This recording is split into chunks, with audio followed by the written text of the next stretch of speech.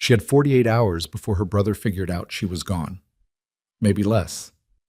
Evelyn Mercer stood in the dark before dawn, a single worn bag in her hand and a newspaper clipping folded so many times the crease had gone white. A stranger's advertisement. A homestead somewhere past 3 mountain ranges. A man she had never met who wanted a partner, not a possession. Her brother slept 12 feet away. She stepped off the porch without looking back. Because if she looked back, she knew she would never leave. If this story already has you holding your breath, stay with me until the end. Hit that like button, drop a comment with the city you're watching from. I want to see how far this story travels. The advertisement was 3 inches long and buried on the back page of the Frontier Courier, wedged between a notice about lost livestock and a land surveyor's announcement that nobody had bothered to read. Evelyn found it on a Tuesday, the same afternoon her brother Gerald had thrown her supper plate against the kitchen wall because the biscuits were half an inch too thick. She had been sweeping up the ceramic shards, still wearing her apron, when the newspaper slid off the table and landed open on the floor beside her feet. Seeking, an honest woman of practical temperament. Mountain homestead, 160 acres, good well water. I am not a man of smooth words. I can offer fair work, fair share, and fair treatment. Nothing more promised, nothing less delivered. Reply to R. Ashcroft, General Post, Harlan's Crossing, Wyoming Territory. She read it 3 times on her knees, still holding the broom. Then she folded it very carefully, tucked it into the pocket of her apron, and went back to sweeping. That was 4 months ago. Now it was the middle of February, and Evelyn was 26 years old, and she had written 7 letters to R. Ashcroft of Harlan's Crossing before she sent even one. The first 6 she burned in the kitchen stove on different evenings, watching the paper curl and blacken while Gerald snored in the next room. They were too desperate, too formal, too much like begging, or too much like a business proposal, and she could not figure out which version of herself to send to a stranger. The 7th letter was the one she finally mailed. She had written it fast, standing at the post office counter with Gerald waiting outside in the wagon, and she had not let herself overthink it. Mr. Ashcroft, I saw your advertisement in the Courier. I am a woman who knows how to work hard and keep my word. I am not looking for affection or promises. I am looking for a fair situation, same as you described. I can cook, preserve, sow, keep a garden, and I'm not afraid of snow. I have some experience with difficult circumstances. I will be honest with you, if you will be honest with me. Evelyn Mercer, Caldwell, Nebraska. She had not told him about Gerald. She had not told him about the plate, or the bruises along her left forearm that she kept covered even in summer, or the fact that she had not left the county without her brother's permission in 4 years. Some things you did not put in a first letter to a stranger. Some things you hoped you would never have to explain at all. His reply came 3 weeks later on a Thursday, in an envelope sealed with plain wax and addressed in handwriting that was careful and slightly uneven, like a man who had not written many letters and did not want to embarrass himself. Miss Mercer, thank you for writing plainly. I will do the same. I am 34. I have been on this land 8 years. The work is real and the winters are hard, and I will not pretend otherwise. I had a wife before. She left in the second winter, and I do not blame her for it. The mountain is not for everyone. I am looking for someone who understands that a partnership built on honesty is worth more than one built on pleasant words. I have no interest in control or possession. I have enough trouble managing 160 acres without trying to manage a person. If you are still interested, write again. If not, I wish you well. R. Ashcroft. Evelyn sat in the outhouse to read it, which was the only place in the house she could be alone for more than 2 minutes without Gerald knocking on the door or calling her name. She read it 4 times. I have no interest in control or possession. She pressed the paper against her knee and stared at the wall for a long moment. Then she wrote back the same night. Meg. They exchanged 5 more letters over the following 6 weeks. Not long ones. Neither of them seemed to be people who used words carelessly, but the letters got slightly longer each time, and somewhere around the 4th exchange something shifted in the way she was reading them. She stopped reading for warning signs and started reading for the man himself. He told her the well was 40 feet deep and had never run dry. He told her the nearest town was Harlan's Crossing, 11 miles by wagon, and that the road became impassable for weeks at a stretch in heavy snow. He told her he had 2 horses, a milk cow named Ruth, and a border collie with one bad ear who was excellent at her job but had strong opinions about where she slept. He did not tell her she was pretty. He did not tell her she would love it there. He did not make a single promise he could not physically deliver. In the 5th letter, she told him about the plate. Not in detail, not the full history, just one sentence dropped into the middle of a paragraph about practical matters, like she was trying to slip it past herself before she lost her nerve. I should tell you that my current situation is not one I can stay in. I am not in a position to explain it in full, but I want to be honest that I am not coming to Wyoming simply because I admire the scenery. She sealed the envelope before she could change her mind. Sab. His reply came back in 8 days, which was faster than usual. The letter was shorter than usual, too. Miss Mercer, I am not asking you to explain. I am asking you to come, if you decide to. The offer stands. I will meet you at the station in Harlan's Crossing on whatever day you choose. Just send the date. Rowan. It was the first time he had used his first name. Evelyn sat with that letter for 3 days. She carried it tucked inside her left boot, because that was the only place Gerald would never find it. And she could feel it against her ankle when she walked. A small rectangular pressure that felt, in some private way she couldn't explain, like a door she hadn't opened yet. On the 3rd day, Gerald backhanded her across the face at the dinner table for answering a question wrong. It wasn't the worst thing he had ever done. It wasn't even close. But something about it, the absolute casualness of it, the way he simply picked up his fork and kept eating, something about it settled something inside her that had been unsettled for years. She wrote that night. March 14th, evening train, EM. She left on a Thursday before the sun came up. She had been planning it for 2 weeks, moving slowly so nothing looked different.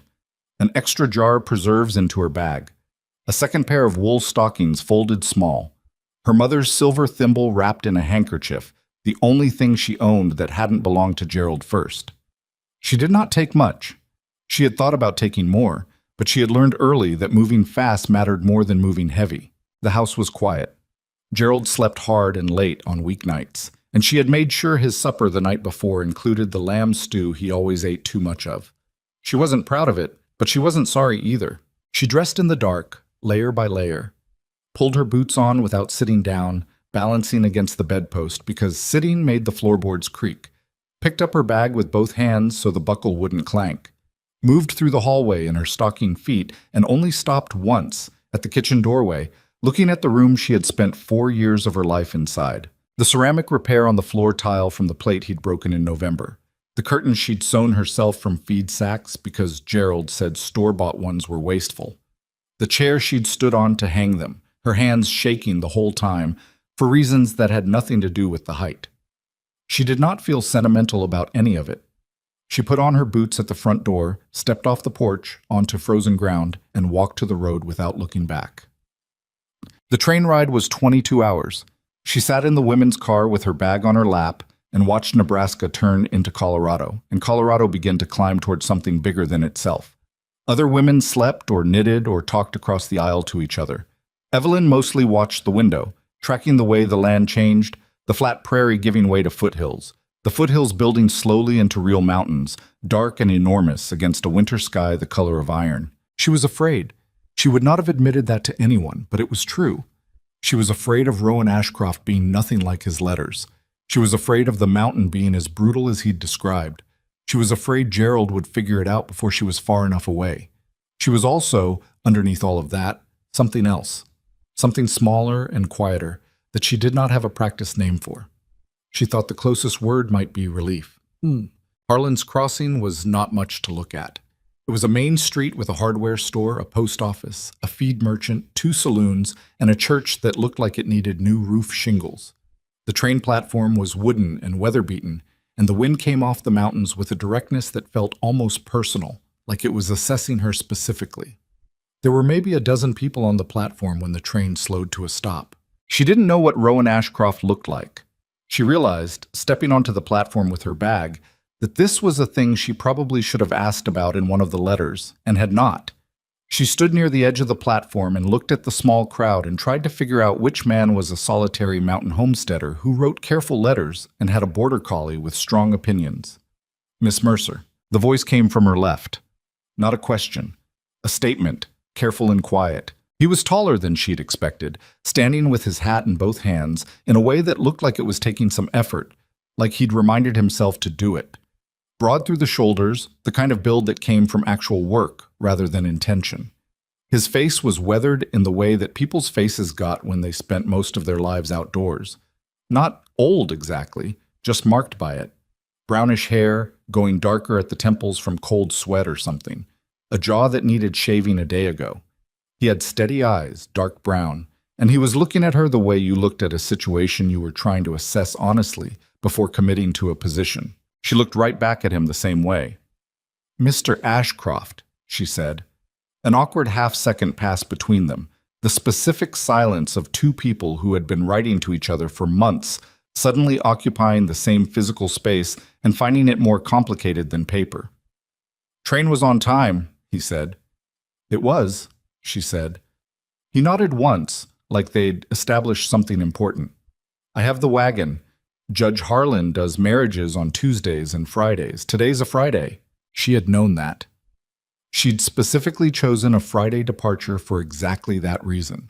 Still, hearing it stated plainly in the cold mountain air, without ceremony or preamble, made something tighten in her chest. "All right," she said. "You hungry? There's a decent place on the main street. We could eat first if you want." She had not eaten since the night before. She was genuinely hungry. "Yes," she said. So they ate first. Roast beef and potatoes and coffee at a small table near the window of a place called Mabel's, which smelled like wood smoke and cooking fat, and was warm in a way that felt like an apology for the wind outside.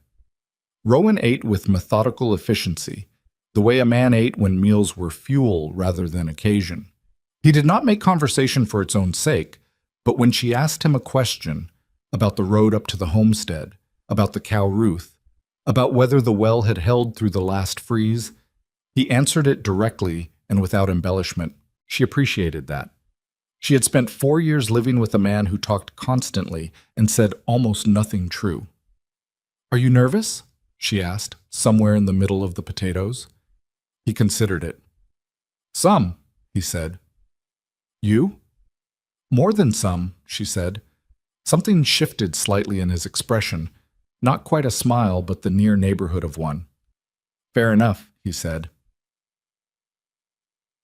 The courthouse was a single room attached to the back of Judge Harlan's house, with 2 mismatched wooden chairs for witnesses and a desk with an American flag on it that had seen better decades. The judge was 60-something, with spectacular white eyebrows and the demeanor of a man who had married a significant number of frontier couples and understood that most of them were doing it for practical rather than romantic reasons, and that this did not necessarily make it less valid. He read the words from a card he'd clearly used many times. Evelyn said, "I do," when she was supposed to. Rowan said it too, in the same careful, quiet voice he used for most things. The judge signed the certificate. The witnesses, his housekeeper, and the deputy who happened to be in the building, signed below. Rowan produced a ring from his coat pocket. It was thin, silver, slightly worn at the edge, and clearly old. He put it on her finger without ceremony, and she noticed that his hand was very steady, which made her feel something she hadn't expected to feel, steadier herself. "Done," said Judge Harlan, with the tone of a man who meant it in the most literal possible sense. They walked back out into the February cold. The street was the same as before. The mountains were the same as before. Evelyn looked at the ring on her finger, a real thing, a solid and cold and actual thing, and could not quite integrate the last hour with the rest of her life, which had not contained anything much like it. 11 miles, Rowan said, nodding toward the wagon. "I know," she said. "Road gets rough past the second ridge. Sorry about that." "I'll manage." He helped her up onto the wagon seat, not intrusively, just a hand steadying the side while she climbed. The horses were good animals, patient-looking, dark bay with white stockings on the front left. As the wagon rolled out of Harlan's Crossing and began the long climb toward the high country, Evelyn sat with her bag between her feet and her hands folded in her lap and watched the mountains come closer with every turn of the wheel. She was not safe yet. She knew that. Gerald would look for her. He would find the direction she went eventually, because Gerald was nothing if not persistent, and he had always believed she belonged to him the way a person believes they own a piece of furniture. Not with love, but with the flat certainty of possession. He would come. She didn't know when. Maybe not this winter, maybe in spring when the roads cleared. But he would come. She looked at the man sitting beside her on the wagon seat, looking at the road with the steady attention of someone who knew this terrain and respected it. A man she had met 4 hours ago. A man she was now, in the eyes of the law and whatever else counted, married to. "I have no interest in control or possession," he had written. She wrapped her hands tighter in her lap and looked at the mountains. For now, she told herself. This is enough. For now. The wagon climbed higher, and the town disappeared behind the first ridge, and the wind came hard and cold off the peaks, and Evelyn Mercer, Evelyn Ashcroft now, a name she would have to practice saying, set her jaw and kept her eyes forward and did not look back. The cabin was smaller than she'd imagined. Not in a disappointing way exactly, more in the way that real things are always slightly different from the picture you build of them in your head during long train rides and sleepless nights. It sat tucked against a granite ridge on the north side, with a covered porch that ran the full length of the front and a stone chimney at the east end that was already putting out smoke when they came around the last bend in the road. Someone had stacked a serious quantity of firewood along the south wall, cords of it split clean and piled high. And there was a small barn set back maybe 40 feet with a light burning in the window that meant the animals were already settled for the night. It was not pretty. The logs were dark with age and weather, and one of the porch steps had been repaired with a board that didn't quite match, and there were oil paper windows on the west side where real glass hadn't made it up the mountain yet. But it was solid. She could see that from the wagon. Whatever else this place was, it had been built by someone who intended to stay in it. Rowan pulled the wagon around to the barn and began unhitching the horses with the focused efficiency of a man running through a routine he'd done 1,000 times. Evelyn climbed down without waiting to be helped. She was not someone who waited to be helped. And stood in the yard with her bag and looked at the cabin and the mountain pressing up behind it and the enormous dark sky overhead, which out here, away from any town, was absolutely full of stars in a way that made her feel very small and also, strangely, less afraid. The border collie appeared from the direction of the barn, moving in a fast, low arc across the snow, tail going, and stopped 3 feet from Evelyn and stared at her with the specific intensity of a working dog conducting an evaluation. "That's Nell," Rowan said from behind the horses. "She'll come around." Nell did not look like she was planning to come around. She looked like she was taking notes. "Hello, Nell," Evelyn said. Nell tilted her head. One ear, the left one, stayed folded where the right one stood up straight, which gave her a permanently skeptical expression. She sniffed the air in Evelyn's direction, then turned and trotted back toward the barn, apparently having made some judgment she wasn't sharing. Rowan carried her bag inside. She followed. The interior of the cabin was one main room with a small curtained section at the back that was evidently the sleeping area. There was a cast-iron stove, a table with 2 chairs, shelves of preserved food along the east wall, a washstand, and a braided rug on the floor that was worn thin in the center from years of foot traffic. Everything was functional and clean and very clearly arranged by someone who lived alone and had organized things according to his own logic, which meant she would need time to understand the system before she started changing anything. On the table there was a plate covered with a cloth. He'd made food before he came to fetch her. She hadn't thought about that, and for some reason it landed on her in a way she wasn't prepared for. "You don't have to eat it if you're not hungry," he said, setting her bag near the curtain. "No, She stopped. "You made supper. It's just beans and some salt pork." He sounded almost defensive about it, like he thought she might find it insufficient. "I didn't know what time the train would actually get in." "Beans are fine," she said. "Beans are good." They sat at the table and ate beans and salt pork and bread that was 2 days old but still decent, and the stove put out heat that slowly pushed the cold back from the room, and neither of them said very much. But it was not an uncomfortable silence. It was the silence of 2 people who were both tired and had already said most of what they knew how to say, and were giving themselves permission to stop for the night. He showed her where things were: the blankets, the extra lamp oil, the chamber pot, the latch on the door.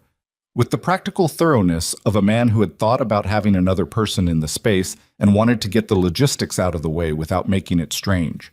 She appreciated that too. The men she'd known growing up, her father and then Gerald, had used helplessness as a management strategy. If you didn't know where things were, you had to ask. If you had to ask, you were always one step behind. Rowan didn't do that. He just told her. "I'll sleep in the barn tonight," he said when he'd run through the list. "Give you some privacy to settle in." She looked at him. "It's your bed." "I've slept in the barn before. It's not a hardship." He said it simply, not like he was making a sacrifice, just like it was the practical and decent thing to do, which was apparently just how his mind worked. "We can figure out the other arrangements later, when it makes sense." She didn't argue. She was not ready to argue that point, and she suspected he knew it. He took a blanket and went out. She heard him cross the porch, heard the barn door, heard nothing after that. She sat at the table for a while with the lamp burning low and listened to the mountain wind move through the pines outside and thought, "This is real. This is actually real, and you are here." She was too tired to process much more than that. She washed her face at the washstand, changed into her nightclothes behind the curtain, and lay down in a bed that smelled like wood smoke and pine and another person's life. She stared at the ceiling for about 4 minutes and then slept harder than she had in years. She woke before sunrise to the sound of an axe, the steady rhythmic crack of splitting wood coming from somewhere outside, regular as a clock, unhurried.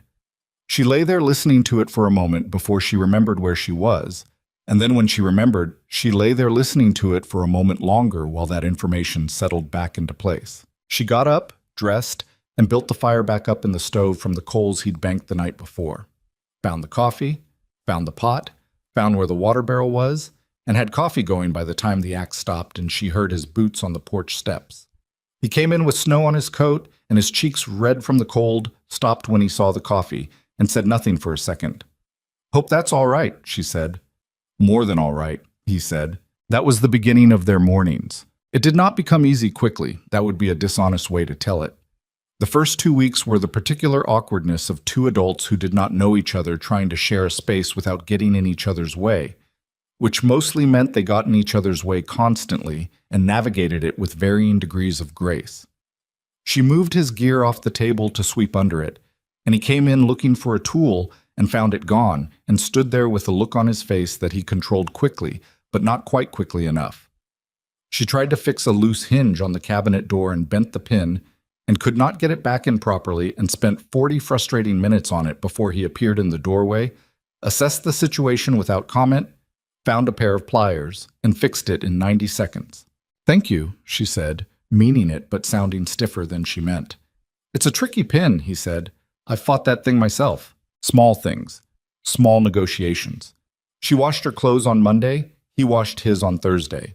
She took over the cooking entirely within the first week because she was faster and more efficient at it, and he seemed genuinely relieved to hand it off, though he always cleaned up after without being asked, which was something that still occasionally startled her. A full-grown man washing dishes as a matter of course, without commentary or expectation of acknowledgement. "You don't have to do that every time," she said one evening, about 2 weeks in.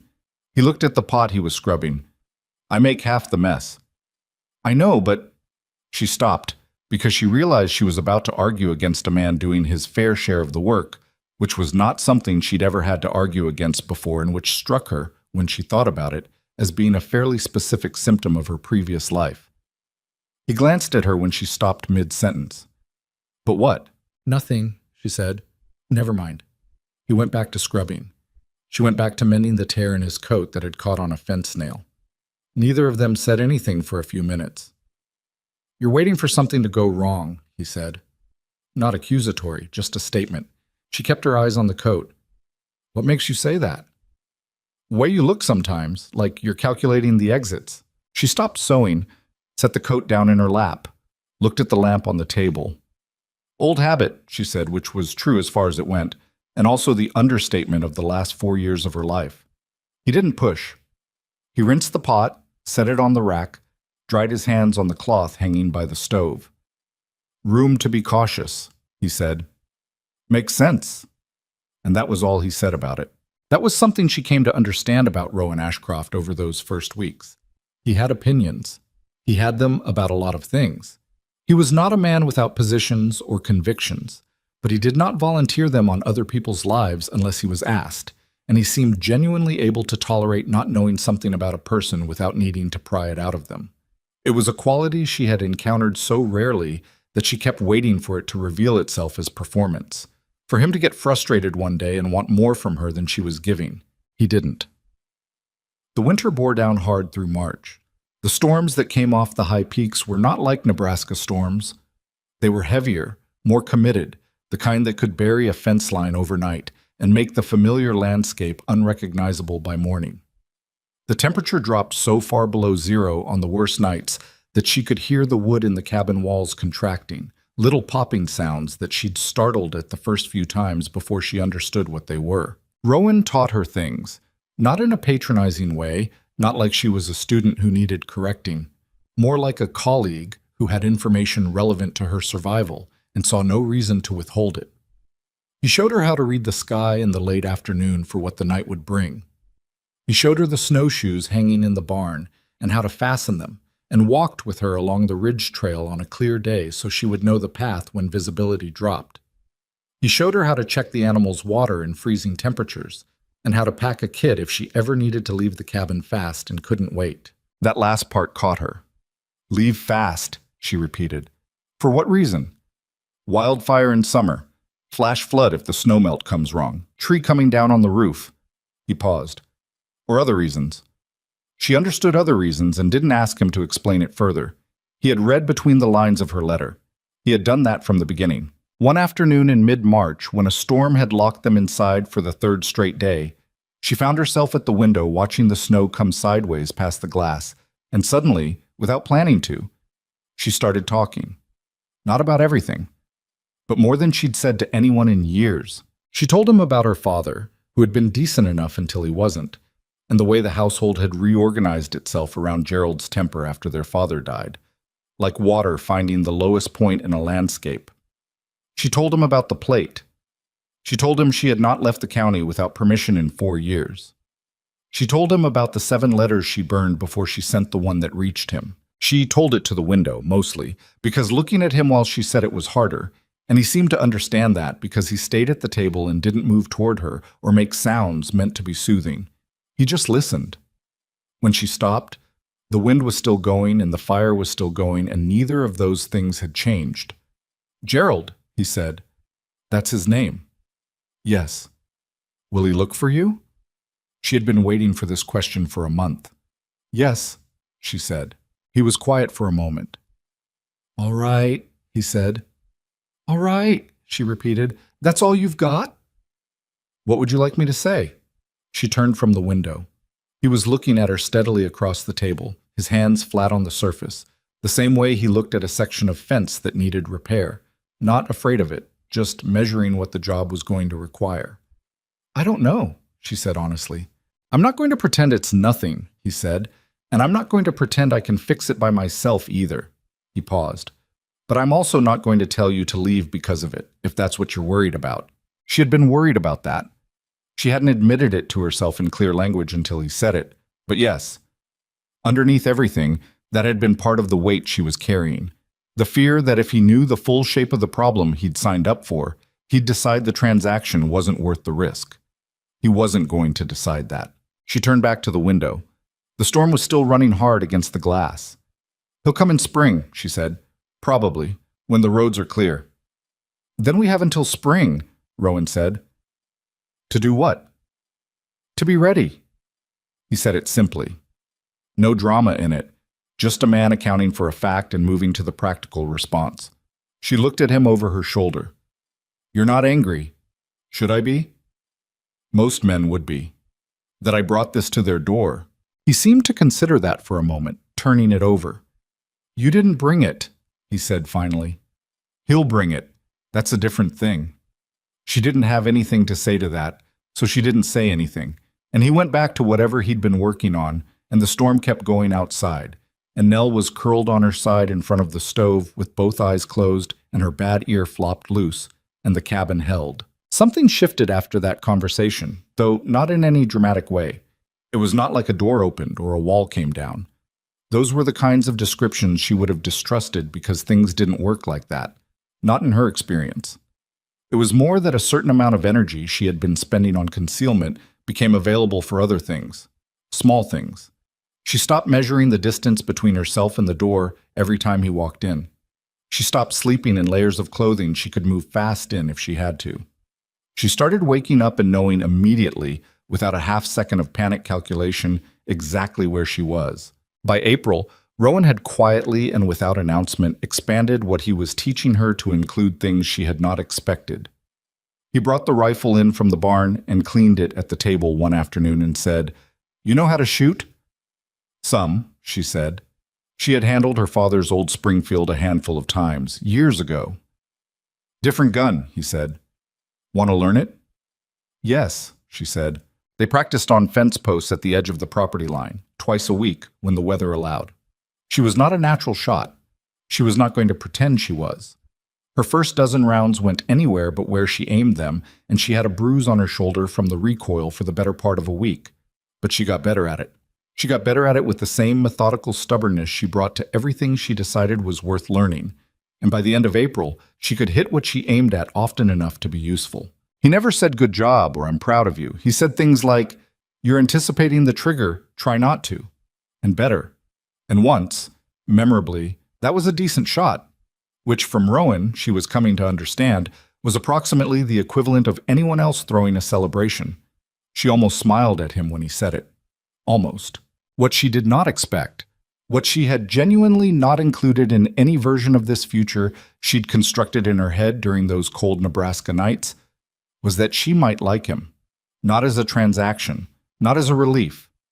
As an actual person, she found herself, incrementally and somewhat against her better judgment, genuinely interested in. He was drier than she'd expected. Not funny, exactly, but dry. He had a way of observing situations that was so precisely understated it sometimes took her a full beat to realize he'd made a joke.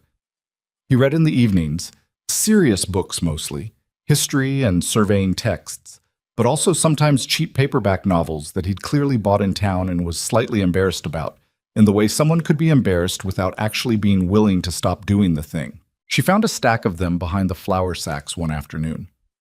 "Are these yours?" she asked. He looked at the stack, looked at her. "No," he said. "Whose are they then?" A pause. "They came with the cabin." She set them back without comment, but she was smiling at the shelf for the next 10 minutes, and she thought he knew it, and that he probably didn't entirely mind. Nell came around somewhere in week 3. It happened the way things happened with working dogs. Suddenly, and on their terms, not yours.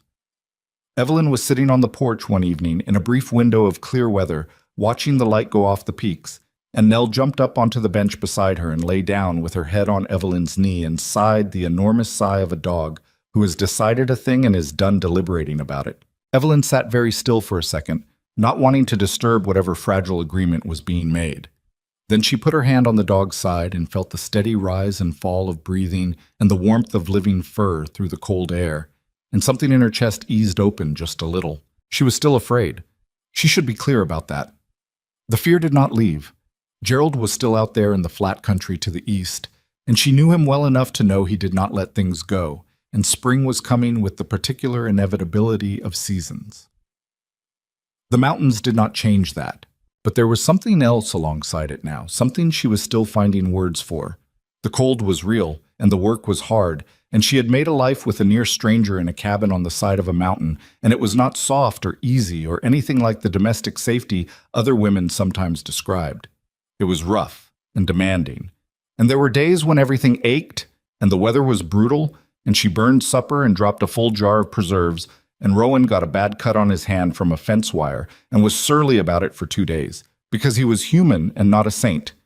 And she snapped at him once about the water barrel being left half full, which was petty, and she knew it was petty, and they had a short, tight exchange that wasn't quite a fight, but was adjacent to one. She apologized. He apologized. They ate in silence, and then he said something dry about the weather, and she laughed, suddenly, actually laughed, and the sound surprised both of them. That evening she sat at the table with her mending and thought, this is a life. A real and actual life, not perfect, not safe yet, but hers, chosen, built, earned in weather and difficulty and quiet learning, and that was something she had not had before, something worth protecting.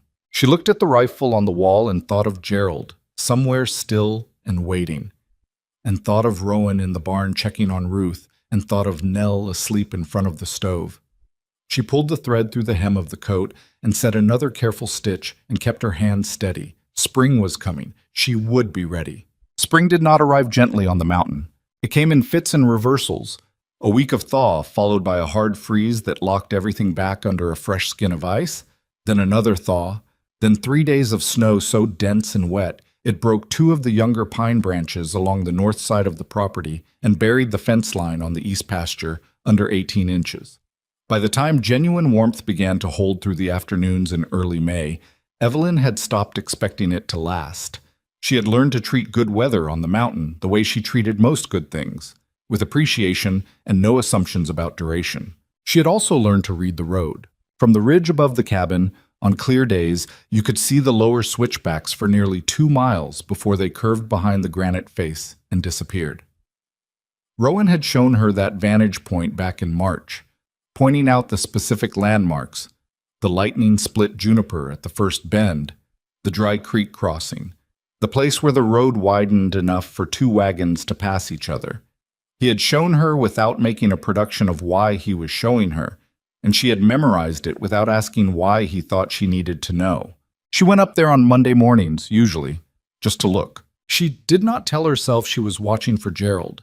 She told herself she was checking the road conditions, assessing whether it was passable enough to make a supply run to Harlan's Crossing, which was a true and practical reason, and also not the main reason.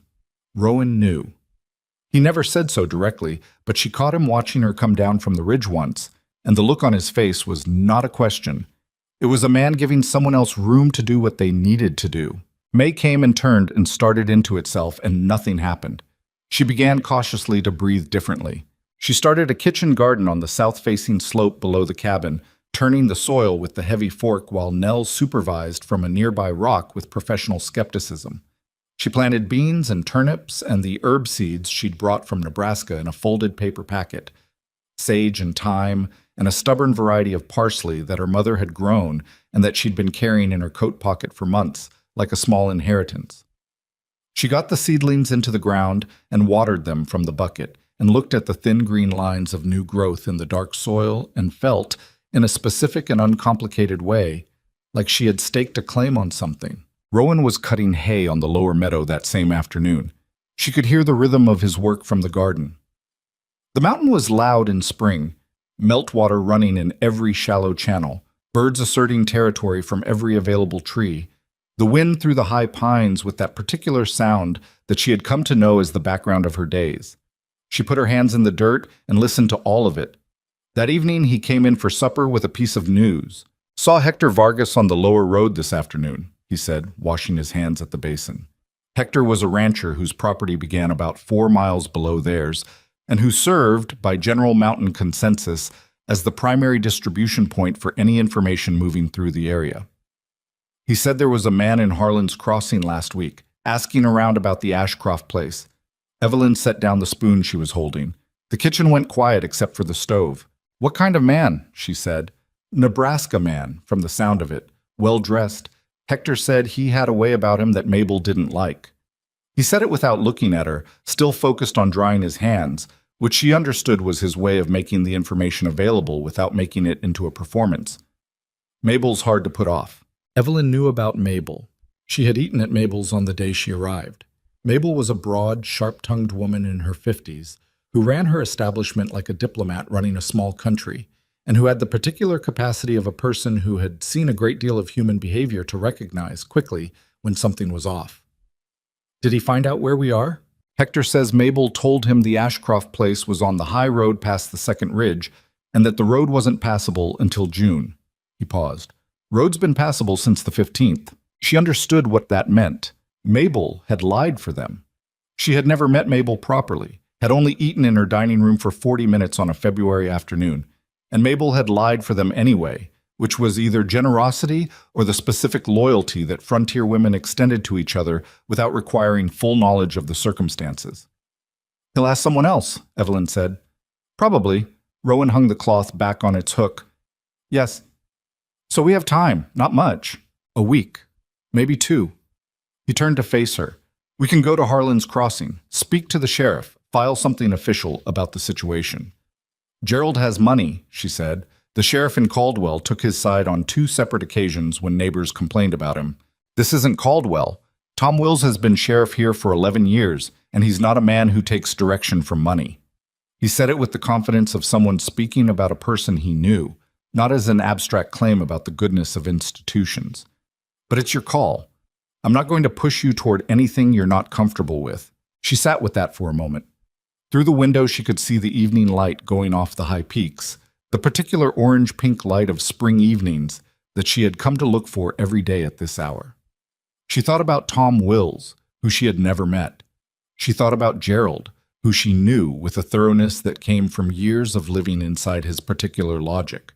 The way he thought, the tactics he used, the specific vanity that made him believe his authority was simply a fact of nature, like weather or gravity. Going to the sheriff might help. It also might not. Gerald was convincing when he wanted to be. She had watched him charm men who should have known better. Watched him stand in a doorway with his hat in his hand and a reasonable expression on his face and explain that his sister was not well, that she had a tendency to misinterpret situations, that he was only concerned for her welfare, and watched the men he was saying it to nod along because the story was smooth and he told it well, and because some part of them wanted to believe that a woman running was a woman confused rather than a woman with reasons. "I want to go," she said finally. "I want to at least try." They drove to Harlan's Crossing the next morning. Tom Wills was a compact man in his late 40s with a gray mustache and the economy of movement of someone who had long ago decided that unnecessary motion was a form of waste. He listened to Evelyn tell the situation, not everything, but enough. The 4 years and the bruises and the letter and the marriage and the man asking around in town, with his hands folded on his desk and his eyes on her face, not in a skeptical way, just in the way of someone who was actually paying attention. When she finished, he was quiet for a moment. "You're legally married to Rowan Ashcroft," he said. "Yes." "Since February." "February 14th, he looked at Rowan. "That right?" "That's right," Rowan said. Wills tapped his fingers once on the desk. "Then under the law, your brother has no authority over you. Hasn't had any since you were married. He comes onto the Ashcroft property and makes demands. He's trespassing. He lays hands on either of you. That's assault." He picked up his pen. "I'll write a letter to that effect. Put the county seal on it. If he shows up and you need me, send someone down the mountain fast and I'll come." "He'll show up before anyone can get to you," Evelyn said. Not accusing, just practical. "I know it." He set the pen down again. "I'm not going to pretend otherwise, but having the paperwork matters. Gives you standing if it goes further." She took the letter when it was done and folded it and put it in her coat pocket.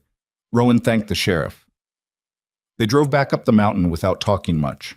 The road was muddy from the recent thaw, and the horses worked hard on the upper switchbacks, and she watched the juniper tree at the first bend go by and thought about Gerald's face and tried to decide how afraid she actually was. The answer was more than she wanted to admit and less than she used to be. That was something, she thought. 2 weeks passed. She went up to the ridge every morning and looked at the road and came back down and did the work of the day and slept with the sheriff's letter under the edge of her mattress and the rifle on the wall and Nell on the floor beside the bed. Because Nell had graduated from the stove to the bedroom sometime in April and nobody had made a formal decision about it, it had simply become true. On a Tuesday night in the last week of May, the weather changed. It had been clear all day, warm for the altitude, and she had been in the garden when she noticed the way the light shifted in the late afternoon. A particular dimming, a color in the western sky that Rowan had taught her to read correctly. And she had come inside and said, "Storm tonight," and he had looked out the window and nodded, and they had spent the next 2 hours bringing things in and securing what needed securing with the focused efficiency of two people who had learned to work together in a practical emergency. By 8 o'clock, the wind was running hard enough to rattle the oil paper windows. By 10, it was snowing. In late May, which the mountain was apparently entitled to do, the rules of season being more suggestion than law at this elevation. By midnight, the snow was coming horizontal, and the temperature had dropped so fast it was like something had pulled a plug somewhere, and the drifts were building against the north wall with a speed that was almost aggressive. Evelyn banked the stove and listened to the storm and could not sleep.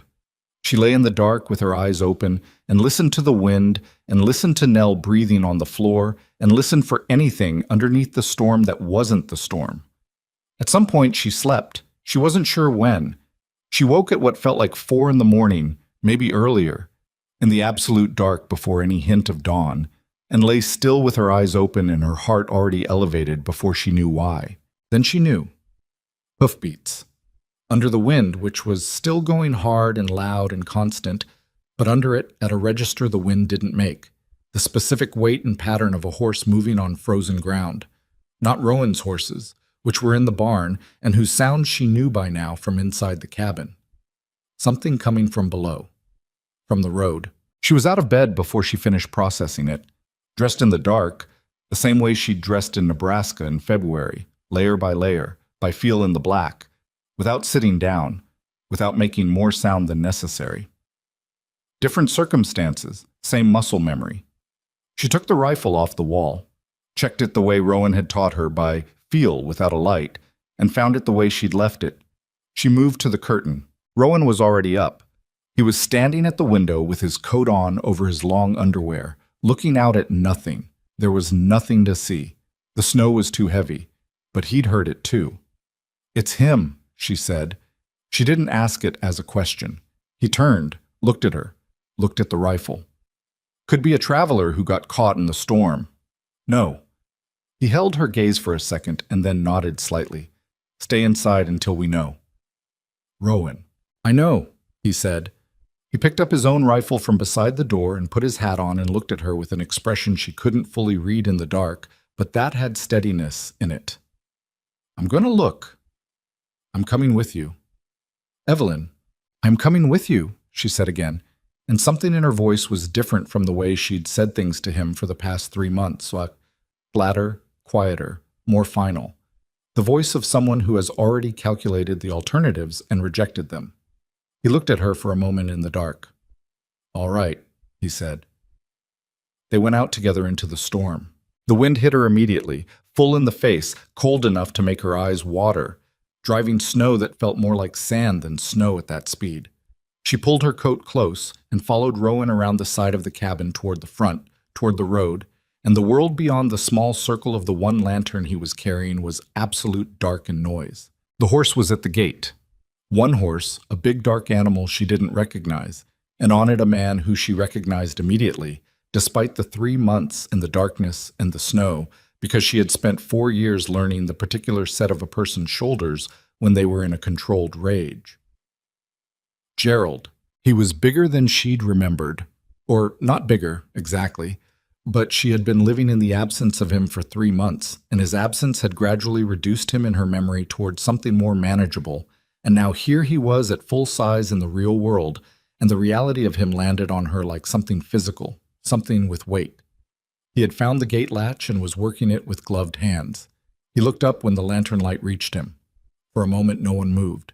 The storm went on around all 3 of them, indifferent. "Evelyn," Gerald said. His voice was the same. She had forgotten, and now she remembered the particular quality of it, controlled, certain, a voice that had never really acknowledged the existence of no as a category that applied to him. "You're going to come home now." She was aware of Rowan beside her and slightly behind, not in front of her, beside her. He had positioned himself without making it obvious, close enough to matter, far enough not to own the situation. "Gerald," she said. "I'm not interested in a conversation," he said. "You made a foolish choice. I'm willing to overlook it, but this ends tonight." She could feel the rifle in her hands. She was not pointing it at him. She was holding it at her side, barrel down, both hands on it. "This is private property," she said. "You're not welcome here." His jaw tightened. "You're my sister."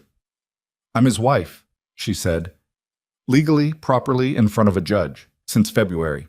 Gerald's eyes moved to Rowan. The look on his face was the particular look she knew well.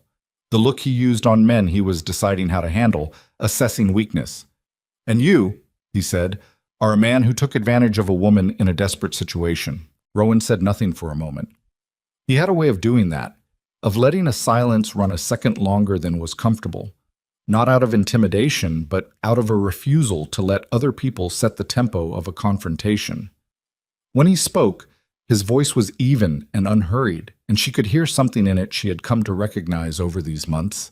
Not anger, but a particular kind of certainty, the voice of a man who is not performing a position because he doesn't have to. "She wrote me a letter," Rowan said. "She rode a train 22 hours. She made a choice. That's not a woman who got taken advantage of." "She was frightened," Gerald said. "She doesn't know what she wants." "That's not your judgment to make anymore," Rowan said. "It stopped being your judgment to make when she walked out your door." Gerald looked back at Evelyn. The control in his face was starting to show its fault lines, the specific tension around his eyes that she knew meant the script wasn't running the way he'd planned it, the moment when the performance started to cost him something. She had seen it before. She knew what came after it. "You don't know what you're doing," he said, and now there was an edge in it, something sharp beginning to surface through the reasonable tone. "You've been up here 3 months with a stranger on a mountain, and you think that's a life? You think this," he gestured broadly at the cabin and the dark and the storm, "is better than what you had?" "Yes," she said, "just that. One word, flat and clean as a nail."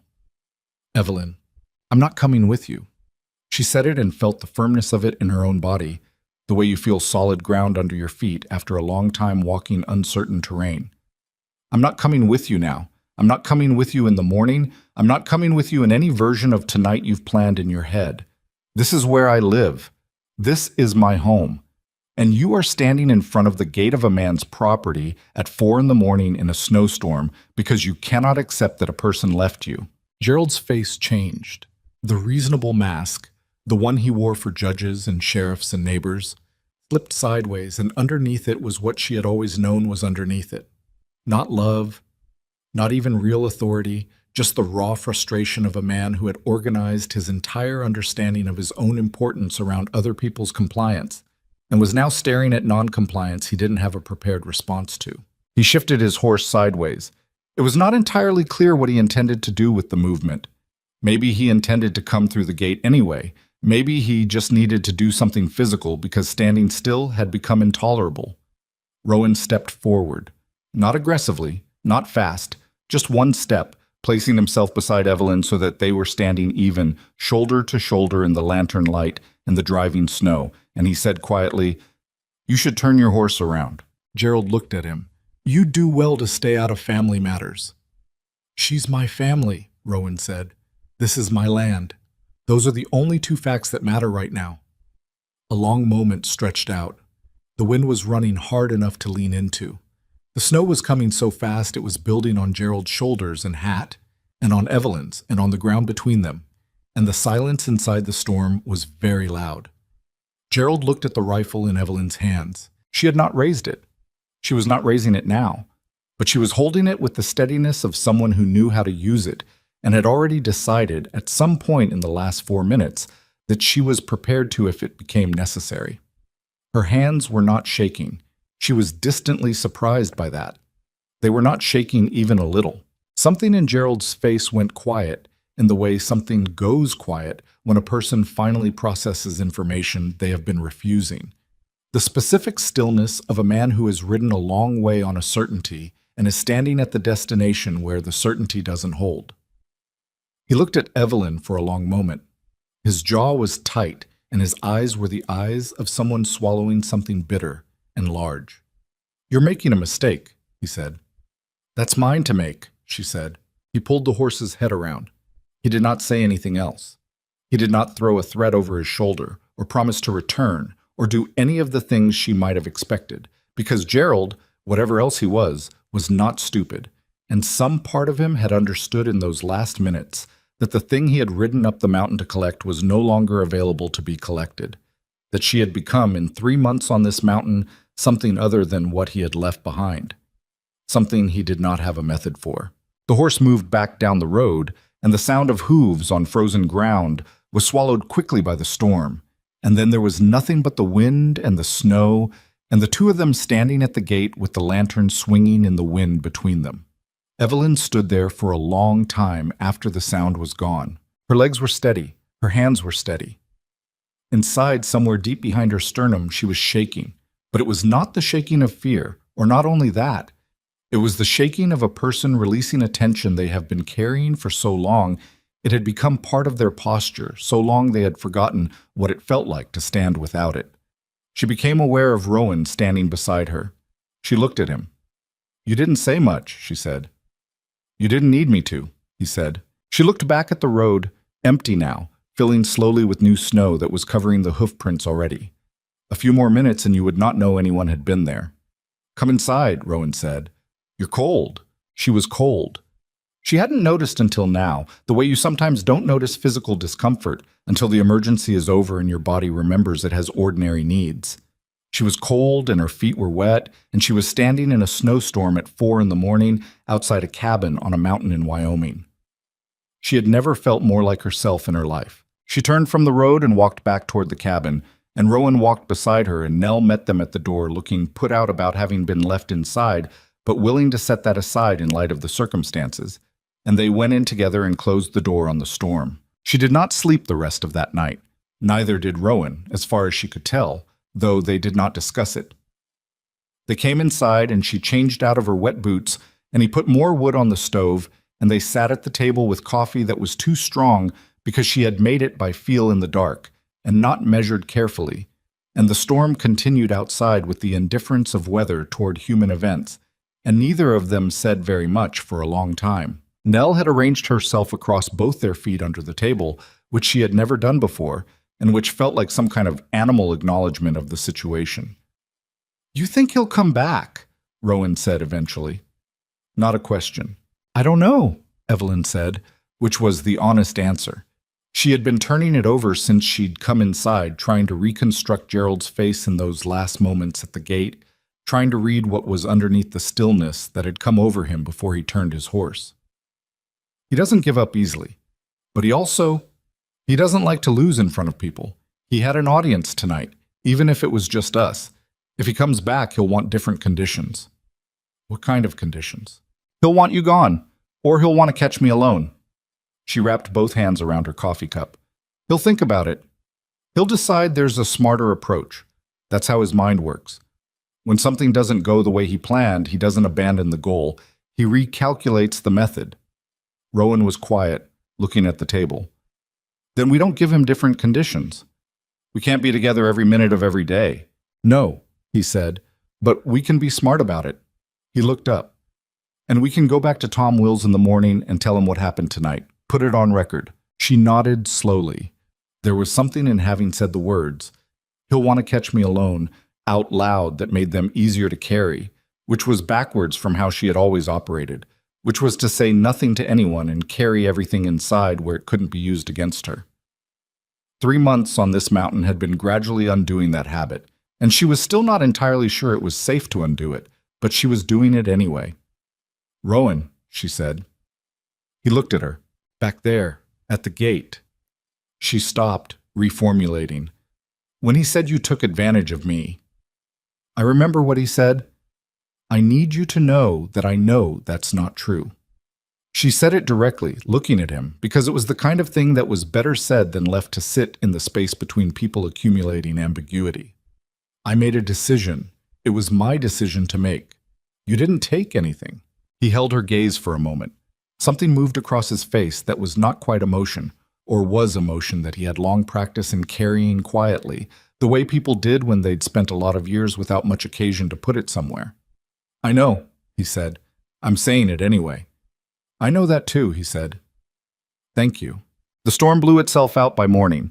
They drove down to Harlan's Crossing on roads that were mud and slush and briefly very bad at the second switchback, where Rowan got out and walked the horses around a section of road that had washed slightly, and she held the reins and felt the pull of the animals and the unreliability of the ground under the wheels, and thought about Gerald riding this same road in the dark at 4 a.m. and what that said about the state of his mind. Tom Wills was already at his desk when they got there, which suggested either that he started early or that he hadn't gone home. He listened to the account of the previous night's events with his hands folded and his expression giving nothing away. "He left when you told him to," he said. "He left," Evelyn said.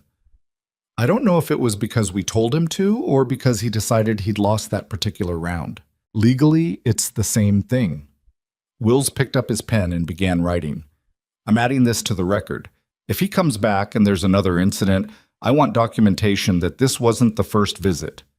He looked up. You said he's from Caldwell, Nebraska.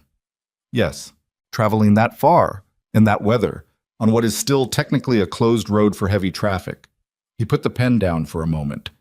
This is a man who is not thinking practically. He rode 11 miles up a mountain in a snowstorm in May. He doesn't like being told no, Evelyn said. Clearly. Wills looked at Rowan. You said nothing threatening to him? Made no physical move toward him? One step forward, Rowan said. That was all. Good. He paused. Keep it that way. If he comes back and you give him anything he can use to paint himself as the wronged party, he'll use it. Some men make a hobby out of that. He looked at Evelyn now, and his tone changed slightly. Not softer exactly, but more direct. The way a man spoke when he was setting aside official language for a moment to say something he meant. You handled yourself right last night from what you're telling me. Don't let him get you into a position where you're defending yourself for standing your ground. Understand? Yes, she said. Good. He went back to writing. They drove back up the mountain with the morning light coming on strong and the mud already starting to dry at the edges of the road where the sun hit it. The mountains were clear and sharp against a sky that had completely forgotten last night's storm, the way the sky always did up here, with the casual forgetfulness of something vast enough not to carry grudges. Evelyn watched the juniper at the first bend go by and thought about what Wills had said. Don't let him get you into a position where you're defending yourself for standing your ground.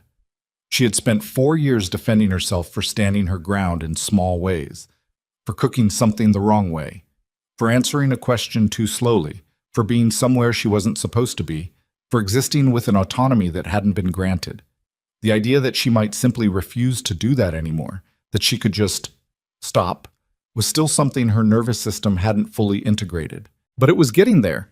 Slowly and not in a straight line, but it was getting there. The following week passed without incident. She worked the garden, which was recovering well from the late snow, the hardy varieties coming back faster than she'd expected. She and Rowan repaired the washed section of fence on the east pasture, a full day's work in mud and bright sun that left them both dirty and tired, and at one point, when the post driver slipped and hit the top of the fence post at the wrong angle and sent it spinning, and they both jumped back simultaneously, genuinely laughing, the sudden involuntary kind of laughter that came from shared absurdity, which felt like its own kind of marker. She did not stop going up to the ridge in the mornings, but the quality of those mornings changed somewhat. She still looked at the road. She still ran the calculations. But she had started also just looking at the mountains themselves, the way they moved through light at different times of day, the way the high snow line was dropping incrementally as the season progressed, the way the same landscape looked entirely different from slightly different positions on the ridge. She had started going up there for more than one reason. Gerald came back on a Thursday. Not in the night this time. In the middle of the afternoon, in clear weather, on a road he now clearly knew well enough to navigate, and this time he had someone with him. Evelyn saw them from the ridge. 2 horses coming up the lower switchback, Gerald in front, his posture unmistakable, and behind him a man she didn't recognize, heavier, older, riding with the steady seat of someone comfortable on horseback. She watched them for the 30 seconds it took her to identify what she was seeing, and then she came down the ridge faster than she'd planned, half sliding on a section of loose shale, catching herself with one hand, and went straight to the barn where Rowan was replacing a broken board in Ruth's stall. He's coming, she said. 2 of them. The other man I don't know.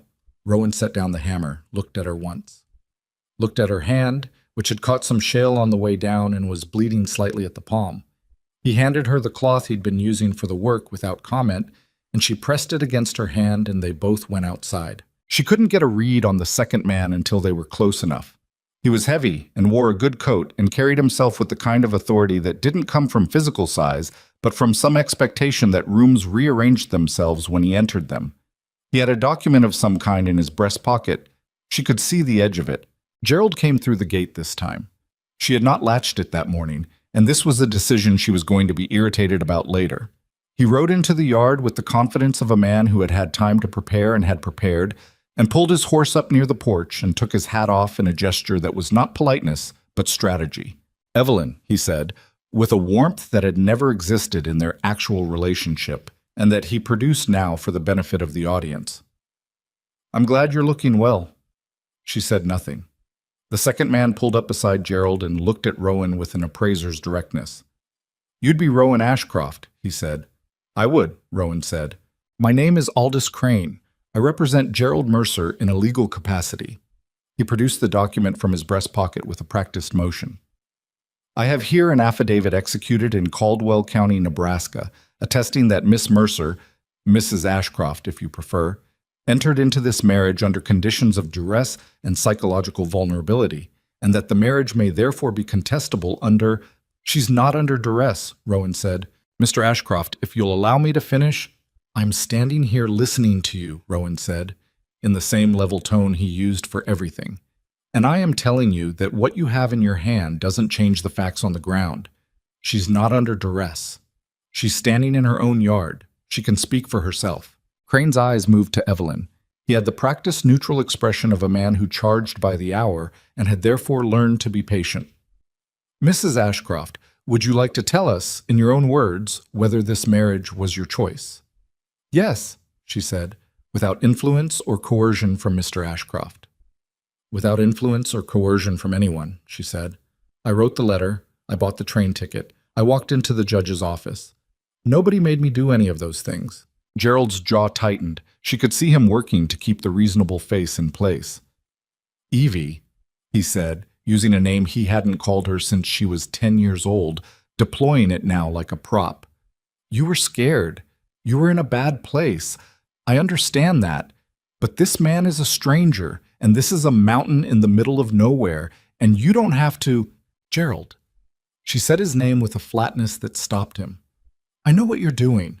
I've watched you do it my whole life to people who didn't know your patterns. I know your patterns." She took a step forward, one step, just as Rowan had taken one step at the gate 3 nights ago. "You're going to stand there and talk about what I need and what I'm feeling and how concerned you are, and underneath that you're going to be waiting for me to apologize or soften or give you 1 inch that you can turn into a doorway. I'm not going to." Gerald's composure cracked, just at the edges, just briefly. "You are my sister. That doesn't give you what you think it gives you. It gives me the right to be concerned about your welfare. Concern doesn't look like tracking someone down in a snowstorm in the middle of the night," she said. "Concern doesn't look like showing up twice on a man's property without invitation. Concern looks like letting someone go when they've made their choice." She paused. "You're not concerned about me. You're angry that I left. There's a difference." The silence that followed was not comfortable. It was the silence of something being said that had been true for a long time and was now occupying the space between people who had never said it before. Crane cleared his throat. "Mr. Ashcroft, I want to address the legal dimensions here. The affidavit I've described does have potential standing under certain interpretations of—" "Bring it to Tom Wills," Rowan said. Crane stopped. "I'm sorry?" "Tom Wills. Sheriff in Harlan's Crossing, 11 miles down the road. Bring your affidavit to him. We have a record with his office already." He looked at Crane with an expression that was not hostile, but that contained the complete absence of bluffing, the look of a man who has no performance to maintain because he is simply telling the truth. "Anything you have in your hand that has legal standing, I respect the law enough to address it through the proper office. Anything that doesn't have legal standing, you should turn your horses around." Crane looked at Gerald. Gerald looked at Evelyn.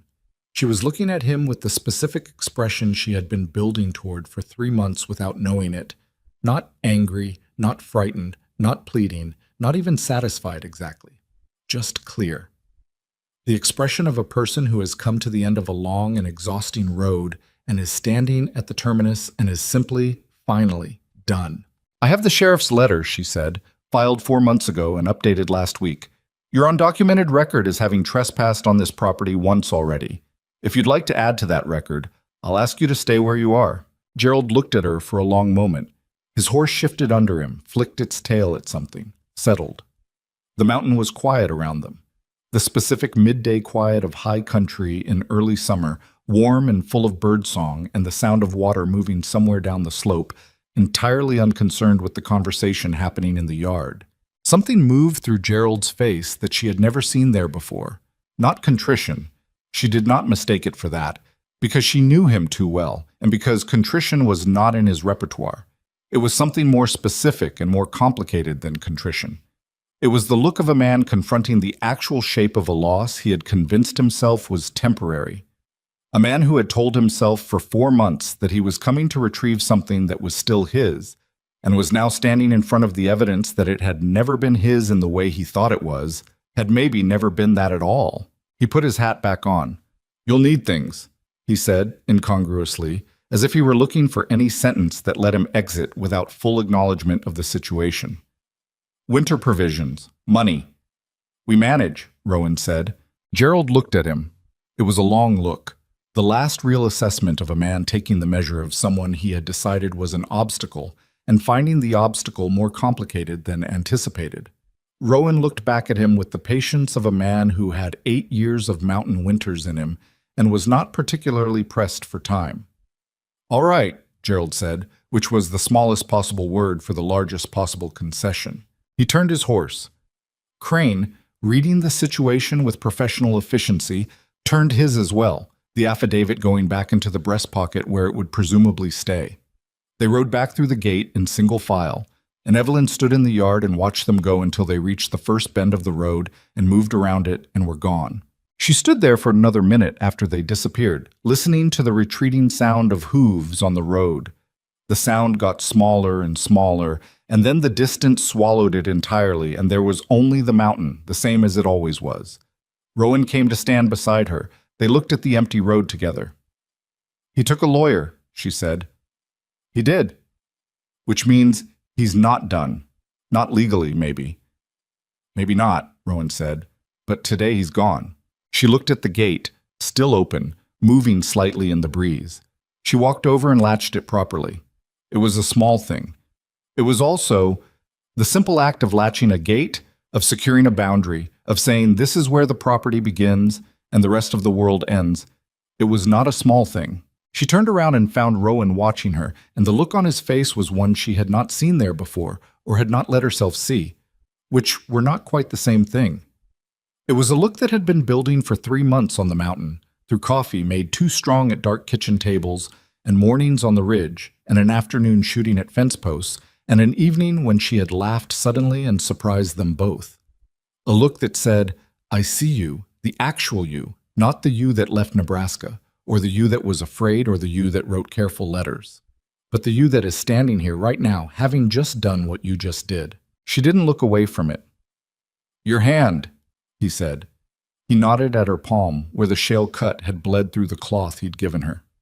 "It's fine," she said. "It needs cleaning," he said. "Rowan." "I know," he said, "but it still needs cleaning." She almost smiled. Almost, and then she did, actually, the corner of her mouth going up, and it felt like the first unconditional smile she had produced in a very long time, the kind that didn't have any calculation behind it. He did not match it with the wide grin of someone who had been waiting for it. He just looked at her for a moment with that same steady quality she had been cataloging for months, and then he said, "Come inside." And she did. He cleaned her hand at the washstand with the careful attention he brought to anything mechanical that required precision. She sat on the chair he'd pulled over and let him do it, which was its own kind of thing, letting someone take care of a small injury without waiting for the cost of it. He had a gentle, matter-of-fact manner with the cloth and the water, and she watched his hands and thought about the letters he had written, the handwriting that was careful and slightly uneven, and about the first morning she'd woken to the sound of the axe and made coffee in a stranger's kitchen, and about how much distance existed between that morning and this afternoon in ways she didn't have language adequate to. "You were good out there," he said, still focused on her hand. "So were you." "I mostly said about 4 sentences." "The right 4 sentences," she said. He looked up briefly at that, something genuine and unguarded in his face for a second, and then he went back to the hand. "Does it hurt?" "Some." "I don't have much for it, carbolic and a bandage." "That's enough." He wrapped her hand with the same methodical care, and she looked at the bandage when he was done, and then looked at the room around them. The stove, the table, The shelves of preserved food, the braided rug worn thin in the center, the curtain dividing the sleeping space that had long since lost its original function as a firm boundary and had become simply a curtain. And she thought about Gerald riding down the mountain and the sound of the hooves getting smaller and smaller and the gate latched at last. She had been running since February, even after she'd stopped moving, running in her head, calculating and planning and watching the road, measuring the distance between herself and the next necessary exit. It was so habitual she had not fully understood that she was still doing it until, sitting in this kitchen with a bandaged hand and a mountain full of birdsong outside the window, she noticed that she wasn't. She was not running anymore. She was just here. "Rowan," she said. He was putting away the bandaging supplies, his back partly to her. I think I'm going to stay." He stopped, turned around slowly, looking at her with an expression that was working to be neutral and not entirely succeeding, the faintest suggestion of something unguarded underneath it. "You live here," he said carefully. "I know it was the arrangement," she said. "I know we settled that in February. That's not what I mean." She paused, finding the right words, which was harder than she'd thought, not because the feeling was unclear, but because she had so little practice putting it outside herself. "I mean, I'm choosing to be here. Not because I ran from somewhere else, because this is where I want to be." She looked at him steadily. "That's different. I wanted you to know it's different." Rowan stood very still for a moment, the way he stood when he was processing something that mattered to him and didn't want to respond to it wrong. Then he nodded once, slowly, and said, "I know it's different. Good." "Good," he said. Outside, Nell had started barking at something in the tree line. Probably a squirrel, probably a pointless and unsatisfying interaction that would end with the squirrel winning and Nell returning to the yard pretending the whole thing had been beneath her. The cow was in the pasture. The sun was at the angle that meant another 2 hours of good light, enough time to get something useful done before supper. The mountain was the same as it had been that morning, and as it would be tomorrow, and was not soft or gentle or forgiving in any particular way. But it was hers. She had decided it was hers, same as she decided everything else that mattered, deliberately and in full knowledge of the difficulty. And that made it feel like something entirely different than a place where she had arrived by desperation. She stood up from the chair, put her unbandaged hand flat on the table for a moment, feeling the solidity of the wood under her palm, the realness of the surface. "I should check the garden before it gets late," she said. "I'll come," he said. They went out together into the afternoon, and the gate stayed latched behind them, and the road below was empty and quiet, and it stayed that way. The letter from Aldous Crane arrived 3 weeks later.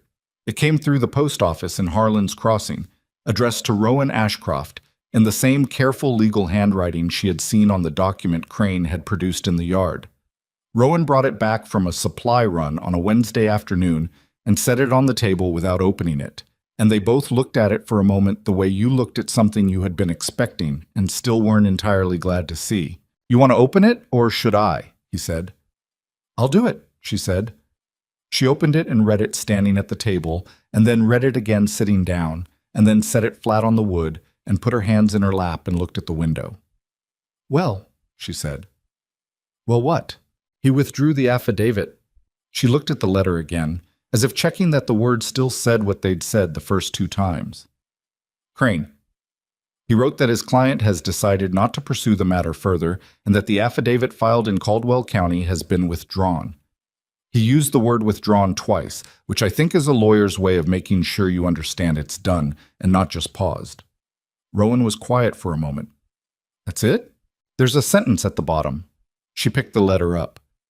It says, "Mr. Mercer wishes his sister well in her current situation," which is the most Gerald sentence that has ever been written by someone Gerald paid to write sentences for him, but she stopped, set the letter down again. "But it's something.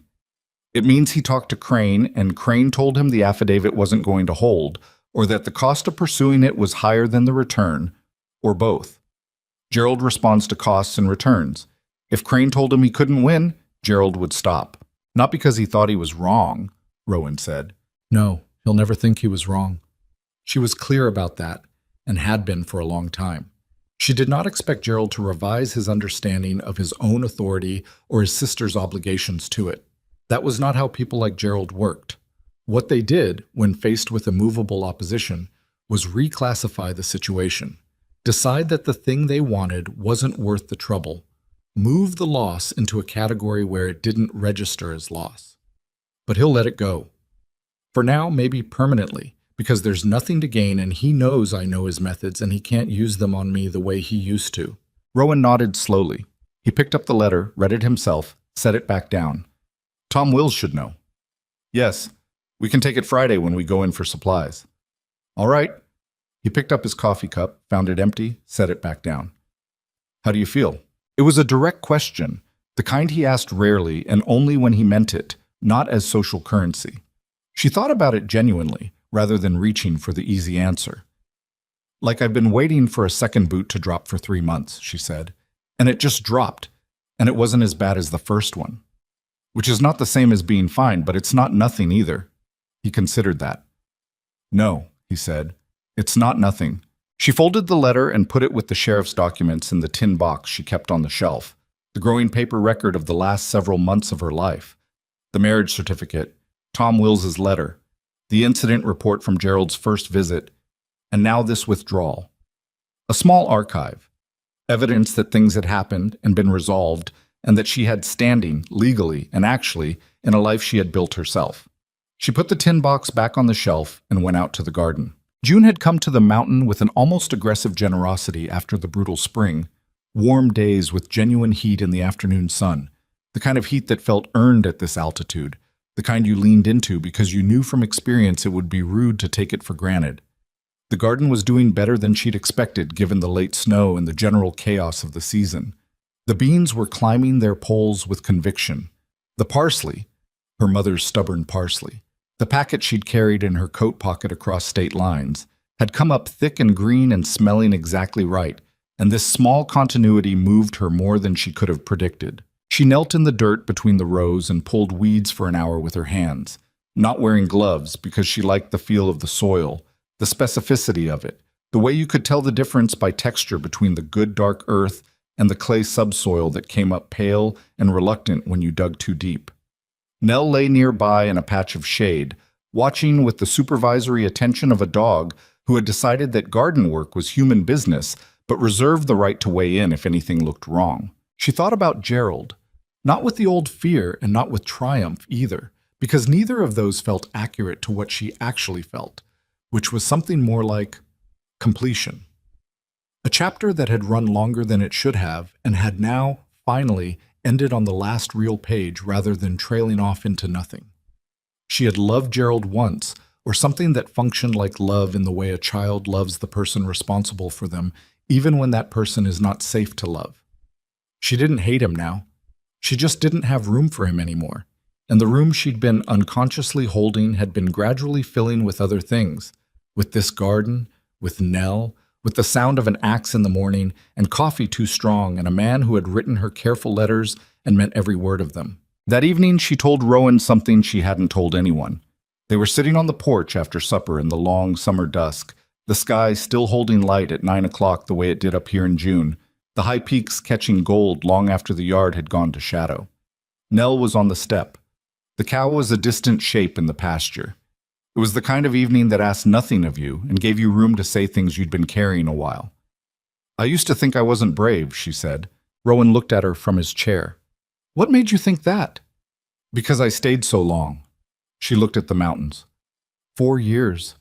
I kept telling myself I was being practical or that I was waiting for the right moment.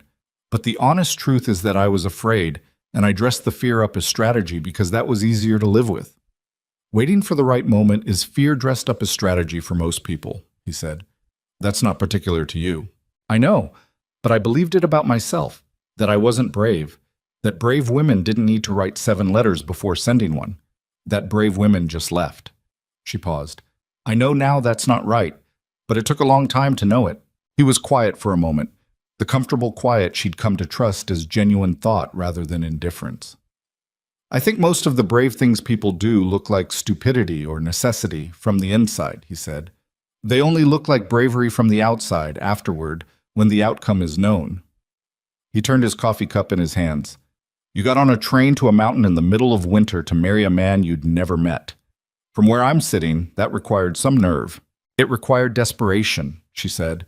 Desperation and nerve aren't mutually exclusive. She looked at him. He was looking at the mountains now, the same direction she'd been looking, and she studied his profile for a moment. The jaw that still needed shaving a day ago, the weathered quality of his face, the set of his shoulders that was not tense or performed, but simply the posture of a man who was used to carrying his own weight and had made peace with it. She thought about the first time she'd seen him on the platform at Harlan's Crossing, hat in both hands, that careful assessment in his eyes, and how she'd looked back at him the same way, both of them taking honest stock before they committed to anything. "Rowan," she said. "What did you think when you saw me at the station? Honestly." He considered it. "I thought you were braver than you looked. I looked afraid." "I know." A pause. "That's why I thought it."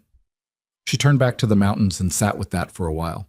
The practical business of their lives continued through June with the accumulating texture of a real thing.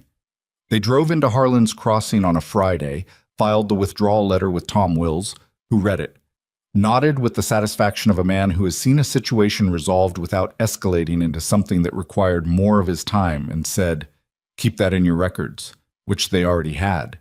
They stopped at Mabel's for coffee and pie, and Mabel herself came out from the kitchen to greet them.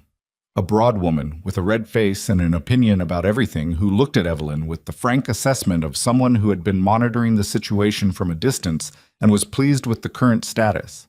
"You look better than February," Mabel said. "I feel better than February," Evelyn said. "Mountain does that." Mabel refilled her coffee without asking. "Or it breaks you. Seems like it didn't break you." "It didn't." "Good." She looked at Rowan. "She's keeping you in line?" "Doing her best," he said. Mabel laughed, which was a large and authentic sound that filled the dining room. "You want the apple or the gooseberry?" "Gooseberry," Evelyn said, which was not what she'd eaten on the first visit in February, but what she wanted now, and the small ability to know what she wanted and simply say it without calculating consequences still felt occasionally like a novelty. The pie was good. Not perfect. The crust on one side was thicker than the other and slightly underdone. But good, and the coffee was strong, and the dining room was warm, and through Mabel's window she could see the main street of Harlan's Crossing going about its midday business, and she thought, "I live here. This is the town closest to where I live."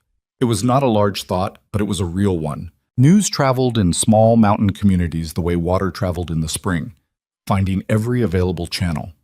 By July, the broad shape of what had happened was generally known among the families and ranchers and homesteaders within reasonable distance of the Ashcroft place, assembled from pieces, Mabel's account, Hector Vargas's account, the deputy who'd witnessed Gerald's first night at the gate talking to his wife, who talked to her sister who lived 4 miles south. Nobody knew the full story, and everybody knew enough of it. And the result was a particular kind of local acknowledgement that was not sympathy, exactly, which would have felt intrusive, but something more like quiet respect. The kind that came from a community of people who understood what it took to hold your ground on a difficult piece of land in difficult circumstances, because most of them were doing it too. A woman named Clara Hennessy, whose homestead was 6 miles south, and whose husband had died the previous winter, leaving her with 2 children and 120 acres, rode up one afternoon in July with a basket of early summer preserves and introduced herself with the directness of someone who did not have a lot of spare time for social preamble. She was around Evelyn's age, compact and sunburned, with the kind of tired around her eyes that came from carrying a full load with not enough hands. "I heard about your brother," she said, at the kitchen table, with the same directness. "I had a situation with my husband's family after he passed. People who thought his death entitled them to something. It doesn't end quickly." "No," Evelyn said, "but it ends." Claire wrapped her hands around her coffee cup. "If you hold." She looked at Evelyn steadily. "You held." "We held," Evelyn said. And she meant the we, both parts of it, herself and the man who had asked only one question at the most important moment. "What do you want me to do?"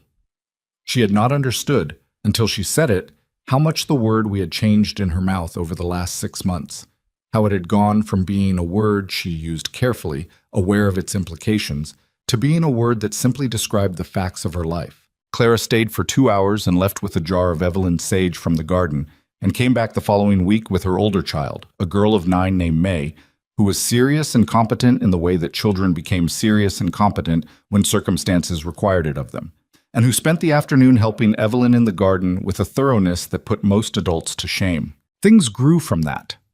Not fast, not in any dramatic way, but with the organic accumulation of small connections made between people who were useful to each other. The Vargas family to the south, a trapper named Aldous who came through twice a season and knew where the road was likely to wash, and which sections of the upper trail were reliable in early snow. The woman who ran the post office in Harlan's Crossing, whose name was Ruth, same as the cow, which Evelyn found privately funny, and who began to look for Evelyn on supply days with the interest of someone who had noticed something worth noticing. Evelyn was not a social person by nature. That had not changed. She did not become warm and gregarious in the center of a wide community. She remained someone who chose words with care and valued quiet and found large gatherings exhausting in a way she'd stopped apologizing for. But she was present, and she was capable, and she showed up when it mattered, and in a mountain community in the late 19th century, those were the qualities that built standing more reliably than charm. She preserved 62 jars through that first full summer. Beans, tomatoes, beets, carrots, the plum preserves from a tree behind the barn that Rowan had not mentioned, and she had discovered herself in August, laden with small dark fruit. She was organized about it in a way that came naturally. The methodical part of her that had always been good at systems and sequencing found deep satisfaction in the rows of sealed jars on the cellar shelves, the inventory she kept in a small notebook, the calculation of what they would need through the winter and what they had. Rowan watched this process with the expression of a man who had been getting by and was watching what getting by could look like with proper organization applied to it. "I've been here 8 years," he said one evening in September, looking at the cellar shelves, "and I've never had that much put up before the first snow." "You were doing it alone," she said. "I was," he said. "I was doing it alone." There was something in the way he said it, not as complaint about the past, but as statement of contrast with the present, that landed on her the way small true things had been landing on her all year, with a weight that was slightly larger than the words themselves. She did not think about their marriage the way she had thought about it in February. In February, it had been a transaction that she hoped would be fair, entered into by two people with specific and honest needs, and that had been enough. More than enough. It had been more than she'd had any right to expect. But it was not February anymore, and she was not the same person who had stood on a train platform in the snow trying to identify a stranger from the shape of his posture. And what she felt now was not the careful, managed gratitude of a woman who had made a sensible arrangement. She was not going to describe it as anything more dramatic than it was. She had a fundamental distrust of dramatic descriptions, which she associated with things that turned out not to be true. What it was, specifically and accurately, was this. She had come to know a person over the course of 9 months in close quarters and difficult circumstances, and the knowing had produced something genuine and unforced. She liked him, she trusted him, she wanted to be in the same room with him, which was not nothing, because she had spent 4 years actively not wanting to be in the same room with the man she'd been living with. One night in October, the first hard frost of the season settling on the yard outside, and the stove going strong and Nell asleep on the floor, she put down her mending and said, "I need to tell you something."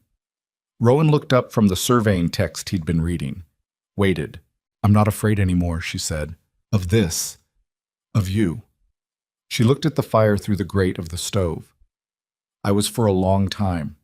Not of you specifically. I knew early that you weren't a man I needed to be afraid of. But of the situation, of depending on something, of—" She stopped. Tried again. "Of wanting something I might lose." He closed the book, looked at her. "I'm not afraid of that anymore," she said. "I wanted you to know." The fire made its sounds. Nell sighed in her sleep. Outside, the frost was doing what frost did, quiet and indifferent and thorough. "Evelyn?" he said. "Yes." "I'm glad you're here." He said it simply and plainly, in the same voice he used for all true things, not embellished, not undercut, just stated. "I was glad in February because I needed a partner, and you seemed like a capable one. I'm glad now for reasons that have nothing to do with capability." She looked at him. He looked back, and there was nothing hidden in it. Just a man looking at his wife, the actual version of her, the one who burned supper sometimes and had strong opinions about the organization of the cellar, and went up to the ridge on Monday mornings and had stood at a gate in a snowstorm and refused to be taken. "That's the most personal thing you've said to me in 9 months," she said. "I know." A beat. "I'm working on it." She laughed. Actually laughed. The full, unguarded kind, and he did too. The rare, genuine version that changed his face completely. Younger and less measured, the version she had come to understand was reserved for moments when he wasn't thinking about whether to produce it. It was a good sound in the cabin. It fit the space. The winter that followed was the second winter she spent on the mountain. And it was hard the way all mountain winters were hard. The road impassable for 6 weeks in January. The temperatures dropping below anything she had experienced in Nebraska. A week in February, where the wind came in from the northwest with a ferocity that made last year's storms seem modest. A fence section blew down in January, and Rowan sprained his wrist setting it back up, and she managed the animals for 10 days while he healed, which she did without complaint and without asking for acknowledgement because it was the work, and the work was what you did. She was not always gracious about the hard things. She would be dishonest to say she was. There were mornings she was short-tempered from cold and lack of sleep, and she said things that came out sharper than she intended. There were days the isolation pressed in, and she felt the specific heaviness of a life conducted at a distance from everything. The 12-mile road to town that might as well be the moon in deep winter. The weeks without seeing another face except Rowan's. She was not built for total solitude any more than she was built for the kind of false company she'd had under Gerald's roof. And sometimes she got the balance wrong and felt it. Rowan was not always easy either. He had moods. Not explosive ones, not the kind she'd learned to read for danger, but the long, gray, inward moods of a person who had spent years alone and still sometimes retreated into himself in ways that were hard to reach. Days when he was in the same room and not quite present. Days when he answered in shorter sentences than usual, and she could feel the distance he was putting between himself and the world, and she had to actively decide not to take it personally, which was easier some days than others. They were not a perfect pair. They were two people who had come to each other for practical reasons and found something more than practicality in the process. And they were making a life out of that day by day in a place that did not forgive carelessness and did not reward anything that wasn't real. They argued occasionally, not often, not bitterly, but specifically, about how to handle a sick calf, about whether to take on a contract from a timber company that wanted access to the eastern ridge, about the right moment to repair the roof before winter versus during winter, which was a more complicated question than it sounded. She won some of those arguments. He won others. Some of them they resolved by finding a third option neither of them had thought of at the start. She learned things she had not known she was capable of. She learned to handle the horses alone when he was out on the far pasture. She learned to set a bone on a dog. Nell broke a toe on the ice in December, and Evelyn said it with the same focused precision she applied to everything technical, talking to Nell throughout in a low and steady voice that was meant less to comfort the dog and more to keep herself from thinking too hard about what she was doing. Nell forgave her within the hour, which said something about dogs and possibly something about the economy of forgiveness in general. She learned to read the upper weather, the specific clouds that meant serious snow versus the ones that cleared by evening. She learned which of the mountain neighbors were reliable in a crisis, and which ones meant well, but were better kept at a slight distance. She learned that she had opinions about things she hadn't previously known she had opinions about. Timber rights, water access, the fair distribution of community labor on shared road maintenance, and that those opinions were worth stating and that people listened when she stated them. By the second spring, things had shifted in the mountain community around them in a way she noticed but had not set out to engineer. People came to the Ashcroft place with questions. The young Hennessy girl May came regularly to learn from Evelyn's kitchen garden because her mother wanted her to know how to preserve food before she was 14 and responsible for it herself. A trapper came through in April with a leg wound he hadn't treated properly, and Evelyn cleaned it and dressed it and told him exactly what would happen if he didn't rest it for 3 days. And he rested it for 3 days and left without losing the leg, and told everyone he knew. She did not see herself as remarkable. That was important to understand about her. She would have been irritated by the description, would have said she was just doing what the situation called for, which was true as far as it went. But there was something underneath the practical competence that other people recognized even when she didn't name it. The specific authority of a person who had been tested and had not broken, who knew what fear felt like and had moved through it anyway, who did not ask for permission to occupy the space she occupied. It was not a quality you could perform. You either had it or you didn't, and the mountain had, in some hard and specific way, given it to her, or had given her the circumstances to discover it was already there. She thought about the girl she'd been in Nebraska, sweeping ceramic shards off the kitchen floor with a newspaper clipping in her apron pocket. She thought about the 7 burned letters, and the 1-cent letter, and the 22-hour train ride, and the man with his hat in both hands on a platform in the February cold. She thought about the gate at 4 in the morning and a storm that didn't care about any of it, and the specific sound of hoofbeats getting smaller as they moved away down the mountain. She had not escaped into a good life. That was not how it had happened, and she was honest enough with herself to know it. She had walked into a hard life and made something real out of the difficulty, had found a person worth building alongside, and had put in the actual daily labor of building, had learned that what she'd once called safety was actually just the absence of open threat, and that real safety was something different, something you cultivated from the inside out, in the particular soil of your own choices and your own will. It was a May evening, the second spring, a year and 3 months since she'd stepped off a train in Harlan's Crossing with a worn bag and a folded newspaper clipping. She was on the ridge above the cabin at the end of the day, the light going gold on the high peaks the way it did at this hour, Nell beside her with both ears up, the good one and the bent one, watching a hawk work the thermals above the valley. She was not watching the road. She had not gone up to the ridge to watch the road in months.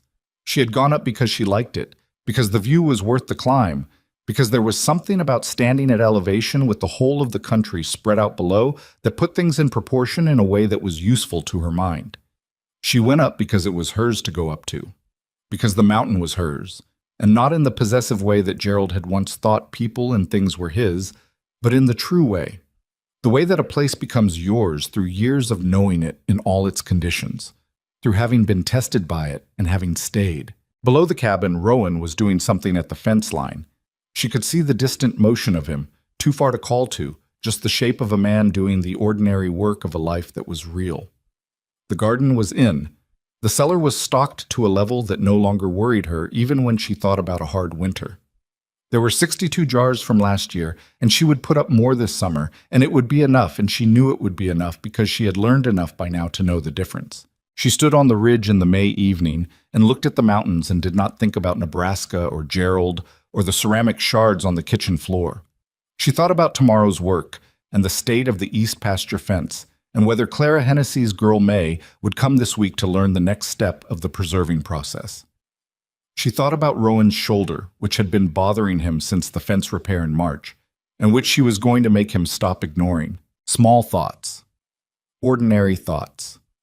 The thoughts of a person whose mind had enough room for the ordinary because the extraordinary crisis was over. She put her hand on Nell's head, and the dog leaned into it without looking away from the hawk. "All right," Evelyn said to no one in particular. It was not a conclusion or a declaration. It was just a word for the feeling she had standing on the ridge in the late light with the mountains doing what mountains did and her life arranged below her, solid and imperfect and entirely her own. She turned and walked back down to the cabin, and the dog came with her, and the light held all the way to the door.